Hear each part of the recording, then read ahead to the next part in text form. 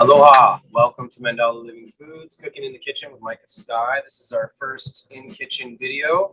We just wanted to rock out an amazing seasonal video for you guys for everyone's favorite seasonal pie that we're going to make live, pumpkin pie. So how do we make live pumpkin pie? Because normally pumpkin has to be cooked to break down all the starches. The pumpkin comes from one of the squash family. It's similar to a gourd. The starches in squash are very dense, they're very hard, they're undigestible. So how do we do this to stay within our 117 degrees? We're going to work with hot water blanching and a series of blanches. Now you'll notice in the book, it says to add hot water and blanch your pumpkin after you've cut it into pieces like this. And this is where getting into the kitchen, we can actually really kind of explore more in depth and detail. I recommend 2-3 rounds of draining it, hot water back in to continue to tenderize your pumpkin without cooking it. We want it to get to a place where it's soft. It breaks apart actually. Okay, it's soft because then it's going to puree into our filling. We still have all the characteristics of the pumpkin. In fact, some more fresh flavors and layers to pumpkin when it's not fully cooked. Also, of course, we have our enzymatic supply that comes with living foods. It's beautiful and amazing. And this is one of my favorite pies to make for the holidays, which is why I wanted to share this video with you guys. So we're going to take our hot water. We're going to pour it into our mixing bowl with our pumpkin, just like this. We have it here. It's blanching right now. And while that's heating and tenderizing, we're going to make our pie crust. So in our recipe, we have a cup and a half of already finely ground almonds. So I want, for perspective, you to understand that doesn't mean a cup and a half of whole almonds. A cup and a half of finely ground almonds there's going to be a lot more almonds that will fit into that cup and a half. So you don't want to go with a cup and a half of whole almonds. You want to grind them down. I recommend grinding a little bit extra, like I've ground here into this bowl. And then you can measure it out. You can use these for another pie crust. You can sprinkle them on top if you want to have like an almond crumble on top of your pumpkin pie. You can also use the extra grounds to dry and densify the crust if it's a little too datey, if it seems a little too sticky. Ultimately, we are making a pie crust just like this. Go ahead and take a look. I've already made one right here that we're going to use, but I'm going to take you through making a pie crust right now as well. We also have our 3 cups of dates here, okay? And then, of course, we have our cup and a half of coconut. Put a little bit more in here. There we go. Now, this is dry shredded coconut. And even with the dry shredded coconut, we want to pulverize it to a finer texture. So let's do our coconut first right now, because we already have our almond ground to a fine pulp.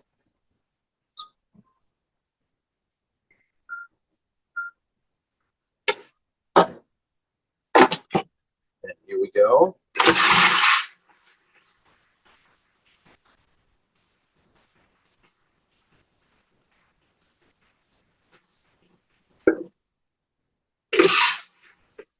You can also pulse it. A lot of times it helps to pulse when you're doing the almonds.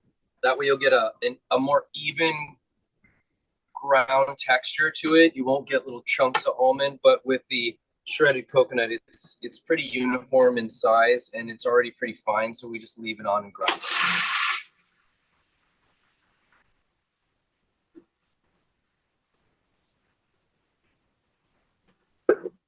I'm working with a Waring food processor. The Waring food processor is one of my favorites. It's a commercial brand.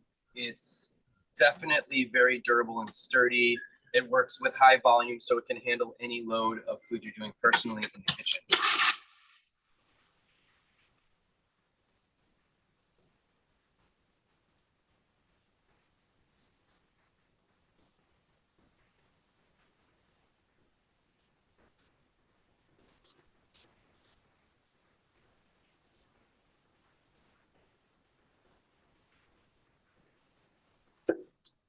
All right, that's looking pretty good. A little bit more.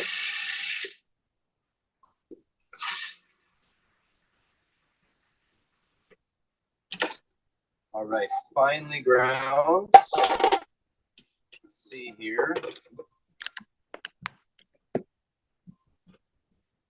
Very fine ground. And now we're going to add our coconut and almond together. Now, this is a secret to make a more uniform salt textured into the dough. Because as soon as we start adding the honey and the dates, it's going to start doughing up. So we want to get that salt uniformly distributed.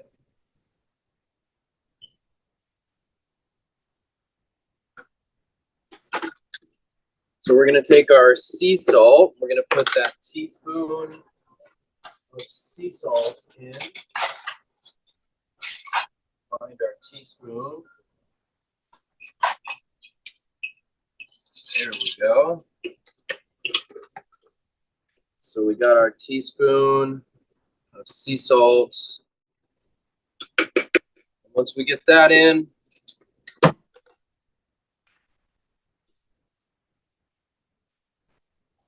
we're going to make sure it's uniformly mixed, and we're going to merge the almond and the coconut together.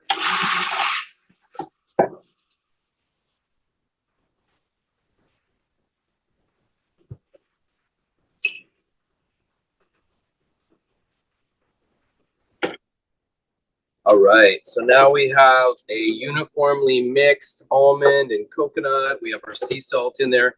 Next, we want to lubricate the processor, the food processor, the inside chamber here, because we're going to have some very sticky ingredients coming in that tend to stick around the sides and will actually be more challenging for your blade.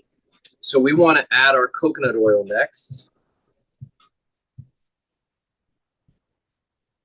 So we have our, now you don't want to go too much over, because then you get a very oily pie crust.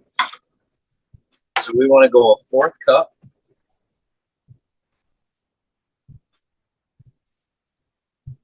With our raw coconut oil. Got our 1/4 cup. I'm going to even just kind of pour it around the sides. Before I put anything sticky in here, any of our honey or our dates, our final ingredient, we're going to kind of grease the sides of the container.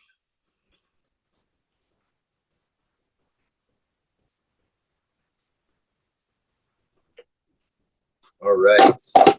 And it's already starting to kind of congeal and pulp up, so to speak, into our dough. Now, from here, we got our honey and our dates. So we're going to pit our dates. And be sure with dates, I got to say, that you check your dates as you open them, because you'll find a little black powder mold that forms sometimes in dates. And if you're not mindful, you'll be throwing that mold into your pie crust, and that is a no-go. So we want to make sure we get this little top cap off of the dates, as well as our seed. We are at 2 cups now, so we'll pull a few more out. Now, you don't need to press the dates in to get the 2 or 3 cups, because you'll end up having a very overdated pie crust. So we just want to get them right up to the line. We're kind of loosely packing them into the pitcher. Looks good.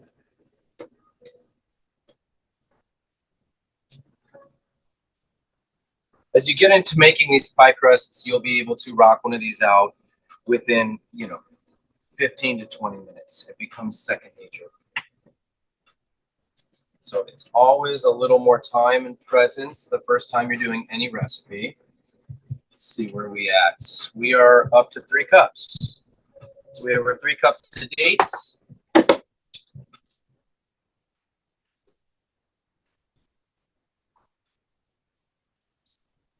Right. 3 cups of dates now. Got our dates. Before we put our dates in, though, we want to get that honey in there because the honey's going to start acting as a binding agent, and it's going to kind of set the platform for us where the dates will kind of be the final heave ho. And here's another little trick of the trade. Pour whatever you use for your coconut oil. Generally, I'll use actually a smaller individual cup. Like even one of these. Use the coconut oil first, okay? And as we put that, so I'm going to actually transfer over. I'm going to take some of the residual coconut oil right here. I'm just going to line the cup with it. Then when we put our honey in, it's not going to stick to the cup. It's going to glide off because of the coconut oil. Smart, smart, smart. So it doesn't stick to the measuring cup because it is actually rolling off from the coconut oil that lined the cup first. So that's a little secret to not have to be gooping and scooping on the honey. So we're going to lightly mix in the honey first. There it goes.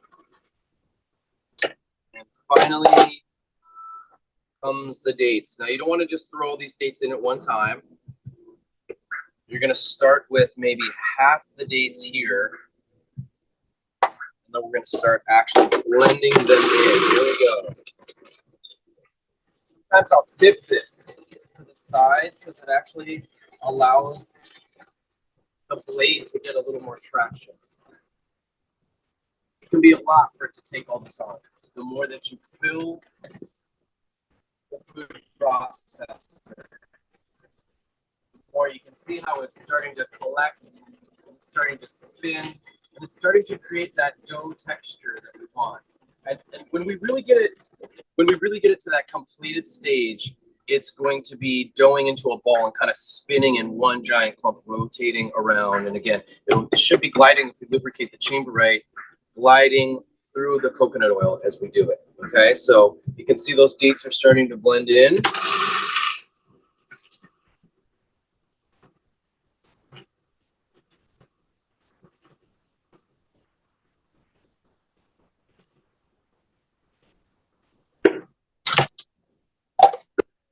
Put in some more. Goal is to not overwhelm the food processor.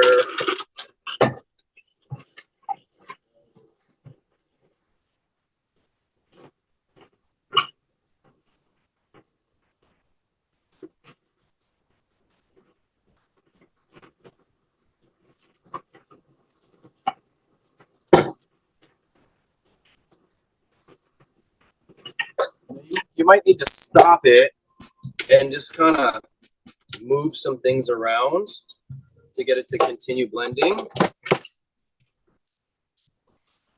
See how when I tip it up, it gets a little more of a, the blade gets a little leverage in breaking up the dates.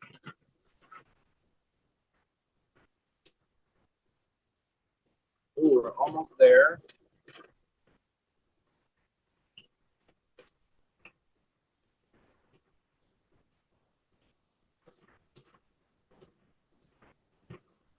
Okay, final dates coming in. Kind of place them around. You don't want to generally clump them into a big old clump. There we go. I'm going to break them up.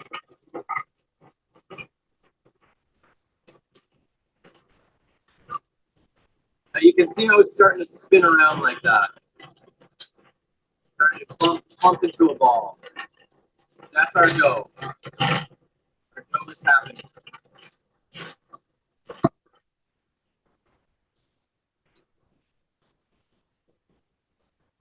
Holding it up so you can really see it as it moves. And you'll be able to see if you have any unprocessed dates. They stand out. You can see there's a uniform texture here. You can see there's little bits right there. But the goal, again, is to get it as uniformly mixed as possible before we transfer it back into a mixing bowl.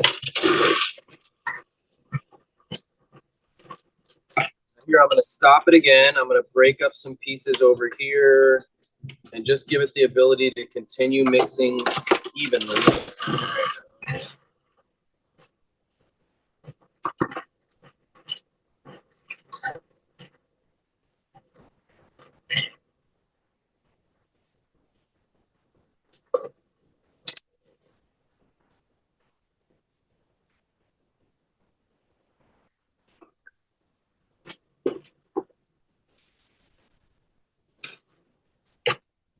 Right, I'd say we are almost 100%, got a little more date shrapnel, so to speak, left. We're going to try to get that last bit to blend.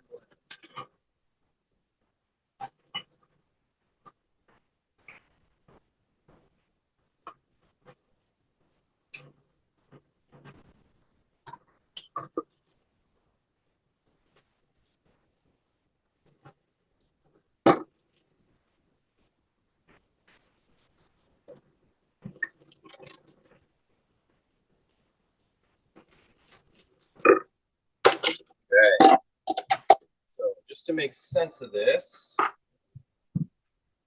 and what we've created, we're going to dump it out here.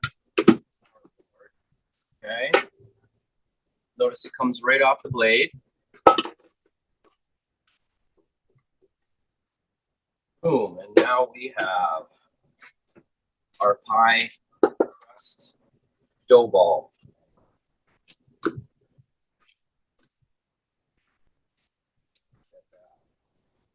Roll it into our ball.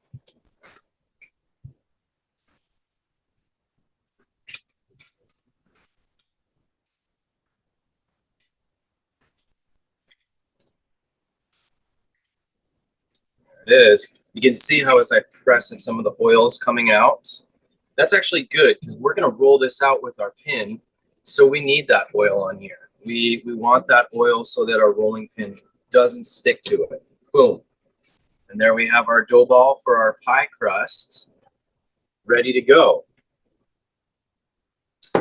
All that time that took to make our pie crust, our pumpkin has been blanching, has been tenderizing. And let's just say that we let it pause and we ran 2 or 3 more cycles of hot water to tenderize our pumpkin to where it is now. All right. So let's say that we've tenderized our pumpkin to where it needs to be. Our pie crust is done. Oh, and we have a guest here at Mandala Living Foods Kitchen. My daughter, she's here showing up for her shift for work because we are literally running the cafe while we're shooting this video right now. She came in to assist us on this pumpkin pie. Thanks for joining us, Leora. This is my daughter, Leora. So she's going to strap on with the apron, get all dialed in, and we're going to continue on to make our pumpkin filling and roll out our crust. Stick with us.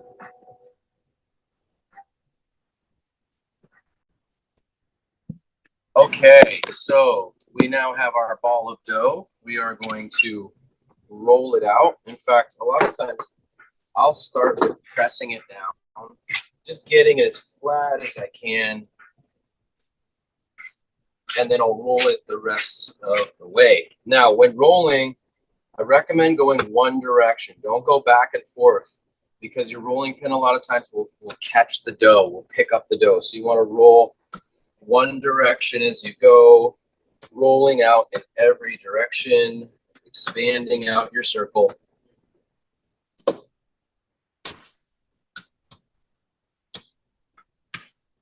Good. Try to make sure you have a cutting board that has grip. I put a towel under this clear one. I wanted to do the clear one so you guys could really see the shape of it over the cutting board underneath. So you'll see as we're rolling it out. Now, our goal is to roll this out, and then we're going to throw this in the freezer. So this is Our pumpkin is still tenderizing, and we're rolling this out, rolling it out, rolling it out.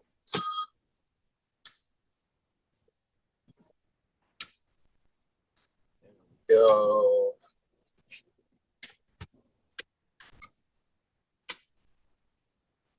Now you want to make those edges clean as you roll. Those. And you want to get the thickness to be uniform. You don't want thinner spots in your crust.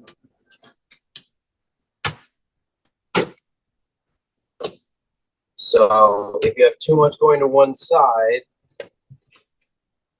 you're going to start at one end and then it'll roll the kind of whole body of the crust over.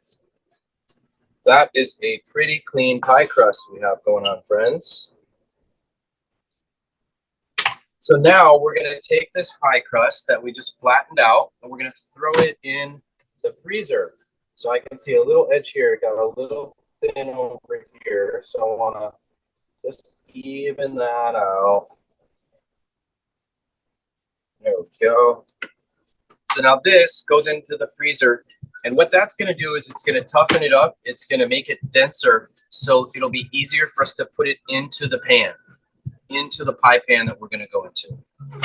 You want to take that and put it in the freezer? Our freezer here at our little country cafe is actually outside. So she's going to go take that pie crust, put it into the freezer. And while it's hardening and getting ready to be folded into our pan, we're going to focus on the pumpkin filling, okay? As we get into this pumpkin filling, we're going to strain first and foremost our pumpkin. I'm going to go strain it.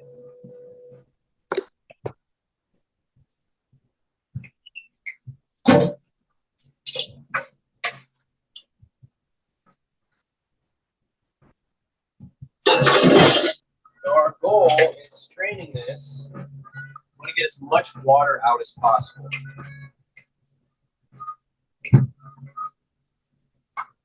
This is very similar to our apple pie as well, which is how we soften our apples. I'm actually taking a paper towel and I'm just going in and I'm just pressing any extra water out of this.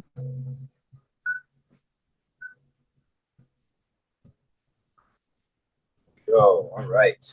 So we have our pressed and dry pumpkin here, ready to go. It's softened, it's tenderized, and it's going to be the base of our filling for our pumpkin pie.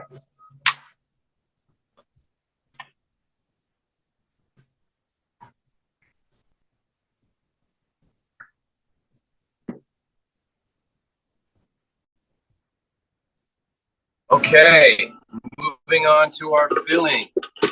We have our dry soaked coconut here that's been pressed and dried out, paper towel.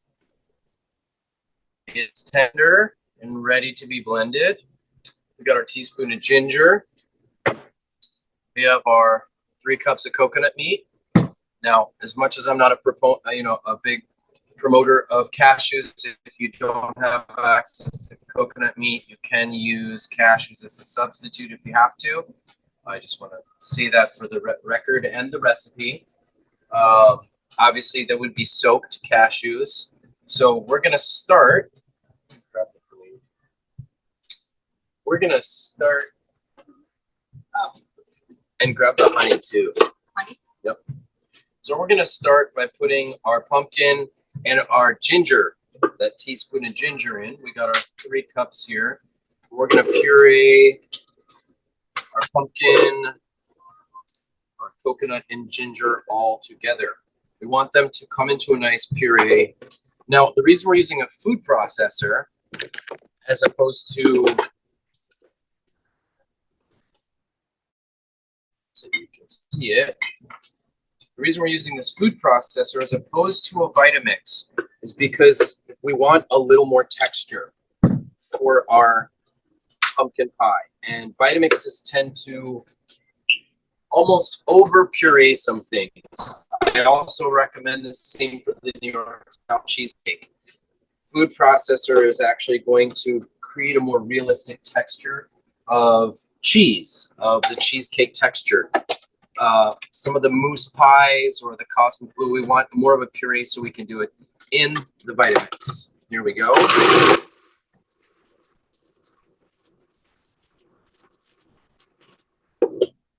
Now it's starting to evenly break it up, and we're going to support that by getting our cup of coconut oil in here. Raw coconut oil. Mind you, I want to support you to be more liberal than conservative on the coconut oil, okay? Because it is our binding primary hardening agent that is going to create a real dense texture for our coconut pumpkin mixture. So I'm actually going to try to have a little spill over. We're going to try to get that back in.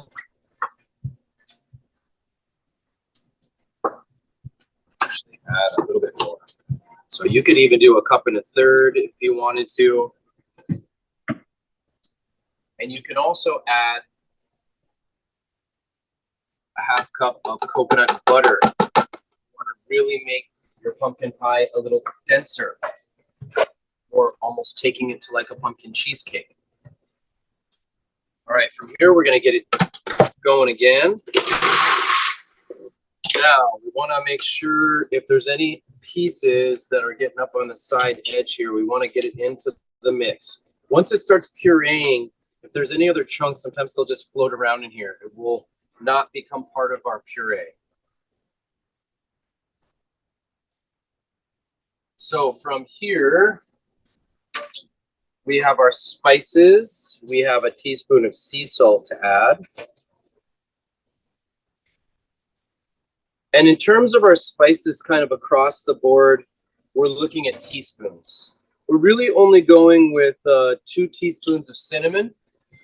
But the rest, it's pretty much all teaspoons, single teaspoons. So let's get our cinnamon in there right off the bat. I'm a big fan of cinnamon. If you saw it in the Urban Spice Guide, cinnamon's really good for inflammation, among so many other things. And obviously is a classic spice for the holidays that also really gives us that traditional pumpkin spice signature flavor. So we also have nutmeg, which we're doing a teaspoon of, cardamom, and allspice as well. Like I said, I'm very open and liberal with my spices, very free-flowing with them.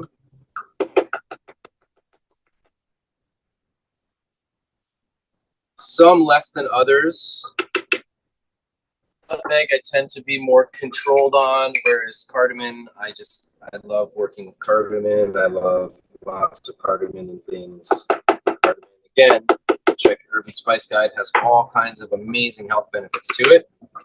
Very ancient spice, deeply regarded by the cultures that have cultivated it for ages. So then we have one more, that teaspoon of our allspice and clove. And then we actually put a half teaspoon of coriander, which is one that's normally used in savory foods. But coriander, again, amazing for the body, for health and wellness, for digestion. We also have found a beautiful place for it in sweet desserts as well as savory desserts. Okay, from there, we have our teaspoon of sea salt. Always using a Himalayan salt, ideally Himalayan. We use this container, but we get a special Himalayan sea salt. And I also recommend really amazing sea salt. It's worth investing in a good, legit mineral sea salt, Himalayan sea salt. That's good. You can put that on in there. All right, we have a 1/4 cup of honey. We're going to use let's use this one because it's got the oil in it. So, or if you want to do the 1/4 cup here, just put a little coconut oil in there, which I'm not opposed to, and then put the honey in, and and then the honey won't stick to the cup as important. All right. Now I like to also add vanilla to mine, so we'll do some vanilla extract. And then again, I work with some specific stevias that are good. There's a lot of stuff coming out about stevia. It really just depends on the source. So that's our vanilla extract that we have.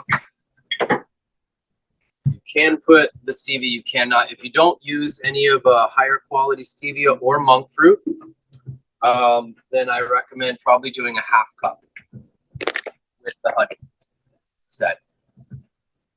Where we at? We need to open another one of those. I don't see any up there.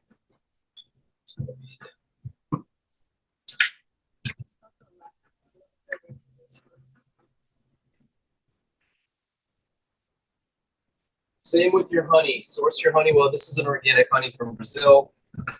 We source most of our honey locally on Kauai.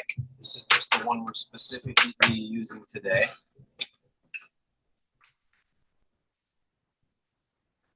You swap out that top lip. This one. All right, so we have our quarter cup of honey because we are putting our stevia in this one. It's actually a stevia monk fruit mix, and you can find those. You can find the extracts. They're pretty powerful. Generally, if you're doing a monk fruit extract or a stevia monk fruit extract, you're going to do 2 droppers of. So here is what our magic looks like. Filling process underway. We're going to flip it on.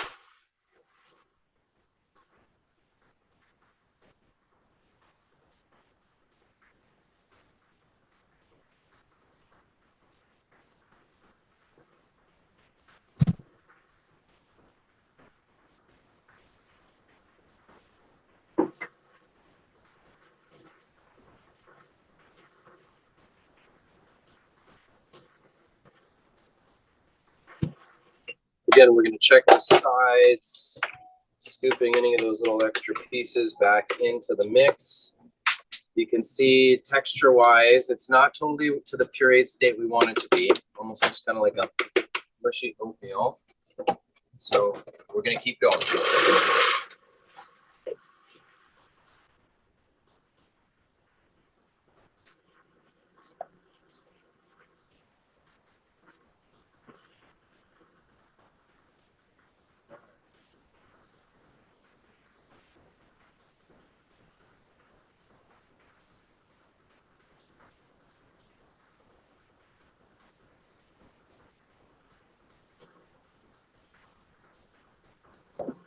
I'm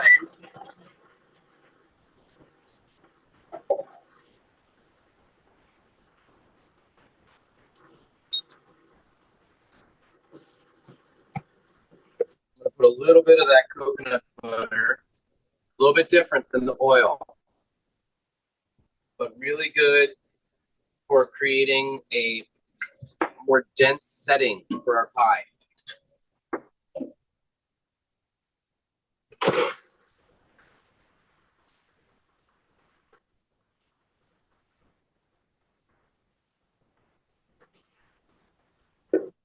Especially when it starts filling up and getting really thick, I will kind of turn my food processor at different angles, and it allows the blade to hit at different angles that we want a little more space, leverage, ability for the blade to puree.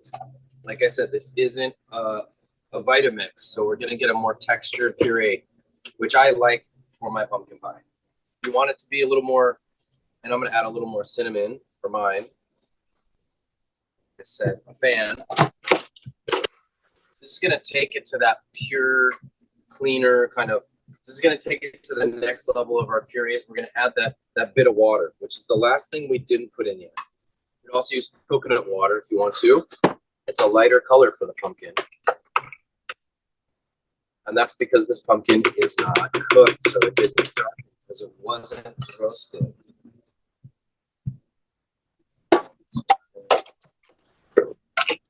All right, so now we're at that stage where we want to taste it. We want to see what our filling is where are we at in our filling? This is going to let you know what you need to add for your personal preference. Everyone likes different flavor profiles of pumpkin pie. Some of us like it sweeter. Some of us like it less sweet. Also, pumpkins are different. How the coconut purees is going to be different. We're working with organic ingredients so they can vary. So this is our nice check-in stage. I'm going to go with some more honey. I want this a little sweeter. This was a pretty dense pumpkin. All right. So that is going to get us to our very coarse, rich, textured pumpkin pie that's going to go on our pie crust. So from here, we'd pull out our pie crust. We're going to set our pie crust, and then we're going to put our filling in. I'm going to show you all, if you want a cleaner, smoother texture, if you want it to be a more puree texture, I'm going to show you how we do that by adding in the Vitamix. So from this point, if this is where you like it, we go into the pie crust next. For those that want it a little more pureed, we're going to go into this extra step and show you it. So I'm going to transfer this now into my Vitamix. And on to the rest. Here we go. We don't want to let any of this pie filling go to waste. Now, this is also going to enrich the color because it's going to blend this pumpkin a little more into the coconut. The specific pumpkin we had was not a really dark meat pumpkin. It's more golden anyways, which is what we're seeing here.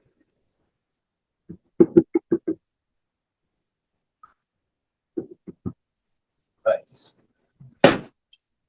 Then we are going to take this over to our blending station here.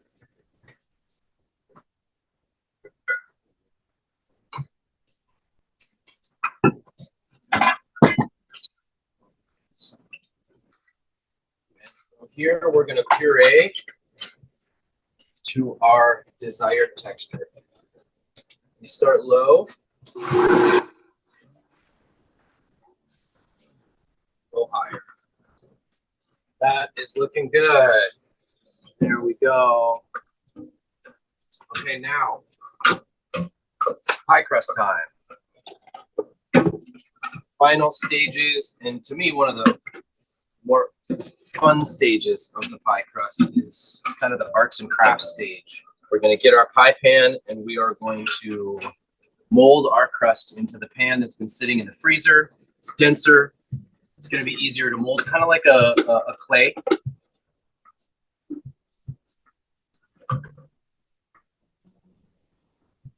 You could use a glass pan, or you could use what we use a lot of times, which is like a cheesecake pan, which helps because when you slide a knife around the side after it's refrigerated and set, the edges pop right off. It's very easy to cut that way. So we're going to actually go with one of those instead of a glass pan today.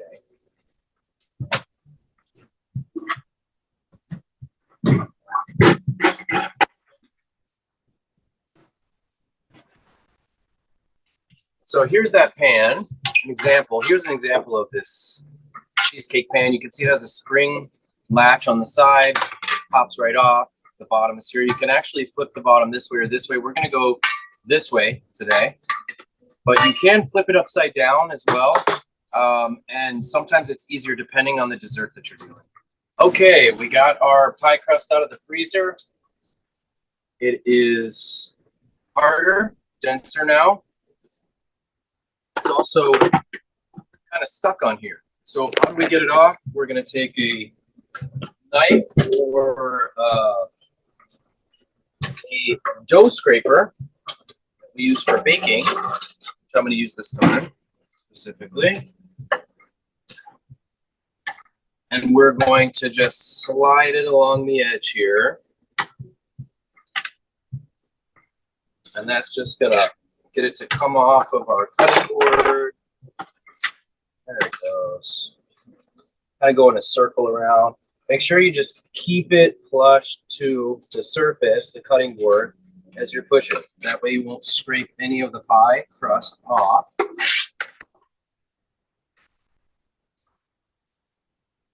Once you get under one place, and sometimes it's easier to do this with a blade, but I like the scraper. As long as you keep contact with underneath, it starts sliding. You go in a circle around, and it starts coming off. Boom, there it is. Okay. So we're going to put the cleaner side out, which is here. We're going to place it on into the center, and we're going to evenly let it kind of start collapsing down in and setting into our frame. You guys can see that. And from here, we're just going to kind of move it around and start pressing it in and making sure it's even. You want to make sure you get the right sized cheesecake pan, if that's what you're using, for the pie crust size. So this is a pretty wide cheesecake pan. Now, I could have done a thicker, taller pumpkin pie if I wanted to by using a smaller one. But this is more of a traditional size, which is perfect. We want to make sure we make the edges to our pie crust even. You'll really see how you did when you're looking at it from up above. You can see it's overall pretty even. It's looking pretty good. Now comes pouring our filling.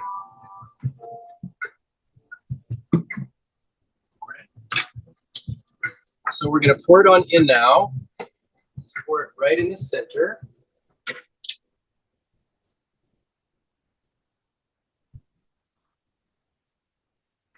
And as we're pouring, we're going to just start also kind of using our spatula to help it get on in there. Pouring it in. I always get a beautiful kind of off-gassing of all the spices that we used as it's coming out. Smelling very fresh. Okay, good. Good job. And then from there, we're gonna get the rest of it out. We don't want to miss out on any of this filling. Try to get every little bit we can. Okay. So from here, we're gonna shake it to where it's in a level place.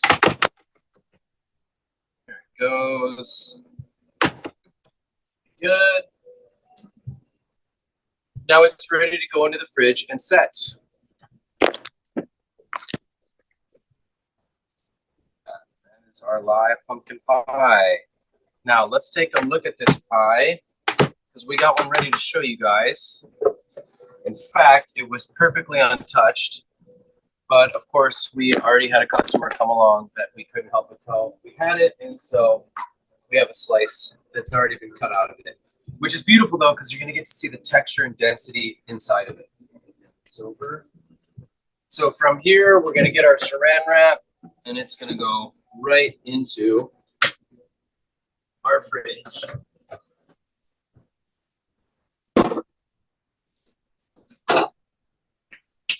And we're going to let that set for the next 4 to 6 hours. Usually, I prefer to have this set overnight. And when we pull it out the next day, we have a beautiful pumpkin cheesecake. So, like I said before, you can take a knife, a butter knife, or a regular cutting knife. You'll see how I'm sliding along the edges of the pie to make sure that it's not sticking to the pan itself. You can see it pops right off. Voila. Cheesecake. Take a look at the density inside, just like a traditional cheesecake. Not cooked, completely live crust. All the flavors are there. All the tradition. All of the aspects of the holidays that you can have still live, uncooked, raw, full of enzymes. delicious, and ready to bring to your family's gatherings to introduce them to the concept that you eat life, it gives life to the body. You eat dead things or cooked things, it gives less life to the body. We are what we eat. So then, of course, pumpkin pie is not pumpkin pie without whipped cream.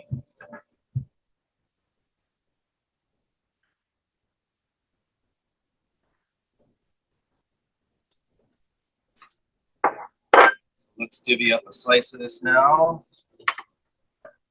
Take a look at that. It's our pumpkin pie. So that's where you're going to want to go to the coconut whipped cream recipe in our book, which is another video for sure.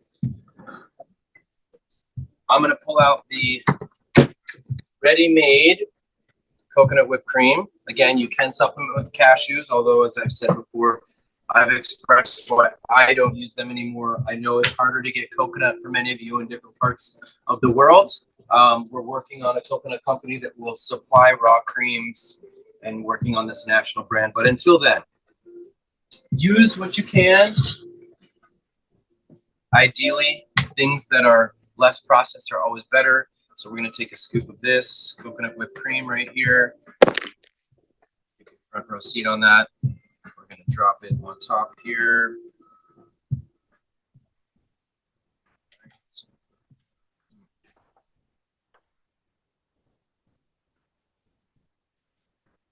I like a dash of cinnamon on top.